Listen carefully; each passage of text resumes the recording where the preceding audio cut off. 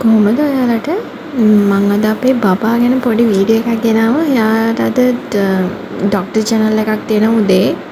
දැන් වෙලාව උදේ 6 විතර වෙලා. 6 නෑ 5:45 විතර වෙලා. මම බබාව දැන් ලෑස්ති කරන්න ඕනේ අපි 6 වෙද්දි යන්න. ඩොක්ටර් අපොයින්ට්මන්ට් එක තියෙන 7ට. අපි යන්න ඕනේ ආසිරියකට. මම දැන් යාව මේ ලෑස්ති කරන්න නැගිටවන්න තමයි යන්නේ. නැගිටින්න නම් කැමති නෑ. හොඳටම නිදි. කාමරේ ලයිට් එක දැම්මත් හොඳටම නිදි. පව් කියලාත් හිතුණා. ඒත් ඉතින් කරන්න දෙයක් නෑ. මෙයාව එක්කගෙන යන්නත් ඕනේ. ඩොක්ටර් අපොයින්ට්මන්ට් එක දාන්න හේතුවත් අපේ බබාගේ ඇත්තටම කියනවා නම් වයසට වැඩිය බර අඩුයි. ඒ කියන්නේ බබා ඉන්නේ රෙඩ් ලයින් එකේ. අපි තීරණය කරා බබාව නියුට්‍රිෂන් ඩොක්ටර් කෙනෙක්ව හම්බෙලා බබාට කරන්න පුළුවන් දේවල් මොන හරි උපදෙස් ටිකක් ගන්න ඕනි කියලා. ඒ වගේම බබාව ගමේ ක්ලිනික් එකෙන් LRH එකේ බර අඩු බබාලගේ ක්ලිනික් එකට දාලා තියෙන්නේ. මම අද channel කරේත් LRH එකේ නියුට්‍රිෂන් සම්බන්ධව ඉන්න ඩොක්ටර්. මමයි හස්බන්ඩ් උදේම නැගිටලා බබාගේ කෑම එක, බබාට දවල්ට කෑම එක, ස්නැක් එක, ඒ වගේම අපිට මොන හරි පොඩි දෙයක් කන්න රෙඩි කරගත්තා. මොකද අපිට එන්නේ කීය වෙයිද එහෙම අපි මුකුත් අපිට අයිඩියා එකක් නැහැ. මම කෑම ටික ලෑස්ති කරගන්නකම් හස්බන්ඩ් බබාව ලෑස්ති කරගන්නවා.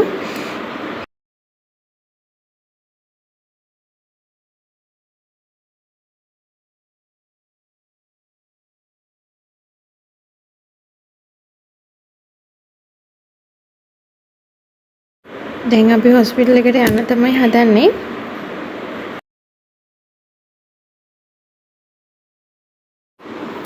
දැන් හොස්පිටල් එකට අපි ඇවිත් ඉන්නේ. හොස්පිටල් එකේ මාළ ටැංකියක් තියෙනවා.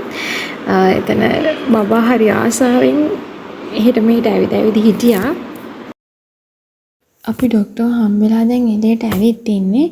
ඩොක්ටර් අපෙන් ඇහුවා බබාට අපි දෙන කෑම මොනවාද? අපේ මීල් ප්ලෑන් එක බබාට කොහොමද කියලා.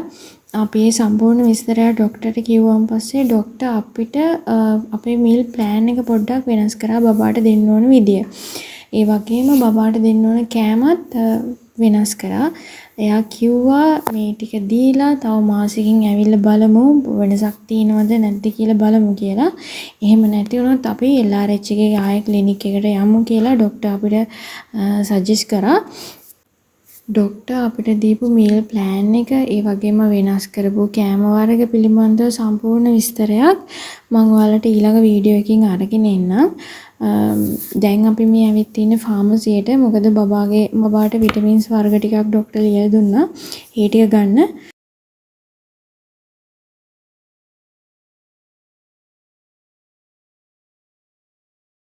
පස්සේ අපි හවස ගෙදර ආවා. ගෙදර ඇවිල්ලා හස්බන්ඩ් ගෙදර ඉන්න හින්දා ගෙදරට ඕන බඩ ටිකක් අපි ගේන්න තීරණය කරා හවස ගිහිල්ලා. ඒට ඕන ලිස්ට් එක මොකක්ද මොනවාද අපිට තියෙන මාසේ වියදම මොන දේවල්ද අඩු කියලා මම මේ ලිස්ට් එකක් හදා ගන්නවා. සාමාන්‍යයෙන් මම මේක හැම මාසෙම කරනවා. අපිට මොනවාද යන්න ඕන වියදම් ඉස්සරහට එන වියදම් ඒ හැමදේම මම පොතක ලියලා රෙකෝඩ් එකක් තියාගන්නවා. මොකද එතකොට අපිට ලේසි අපේ වියදම් මැනේජ් කරගන්න. මේ තමයි අපේ දඟමල්ලගේ වැඩ. තනියම බාල්දිය අරගෙන ඇවිල්ලා ඒකට තනියම නැග්ගා.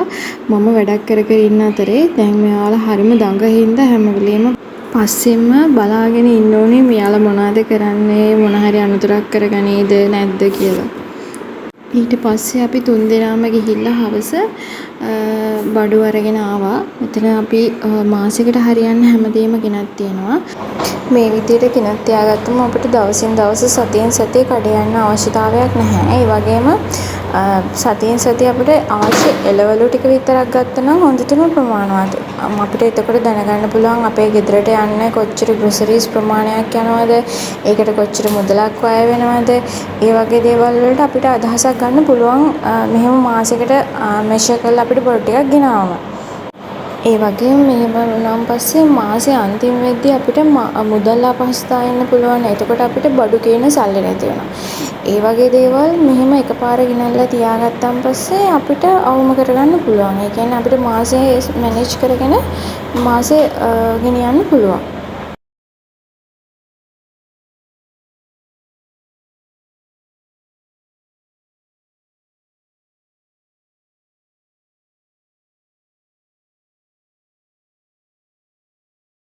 ඒ වගේම මම බබාට ඕන කරන බඩුත් මාසෙට හරියන්න මාසෙ මුල්ම ගන්නවා. ඒ කියන්නේ පැම්පර්ස් වගේ දේවල් මේ විදියට ගෙදරට ඕන කරන බබාට ඕන කරන බඩු එකපාර මාසෙටම හරියන්න ගෙනල්ලා තියාගත්තම අපේ කාලය, ශ්‍රමය, මුදල් හැමදේම ඉතිරි කරගන්න පුළුවන්. මේ විදියට කරනකොට නිතරම අපිට එළියට යන්න උවමනාවක් එන්නේ නැහැ. මොකද පොඩි බබෙක් ඉන්න නිසා මට නිතරම එළියට යන්න හැකියාවකුත් නැහැ. මේ දේ අපි මායි හස්බන්ඩ්ුයි මැරි කරපු කාලේ ඉඳන්ම අපි පුරුද්දක් විදියට කරගෙන ආපු දෙයක්. මේ දේ අපිට වගේම ඔයාලගේ ජීවිතත් පහසු කරයි කියලා මම හිතනවා. ඉදිරියේදී අපි තව වීඩියෝ එකකින් හමු වෙමු.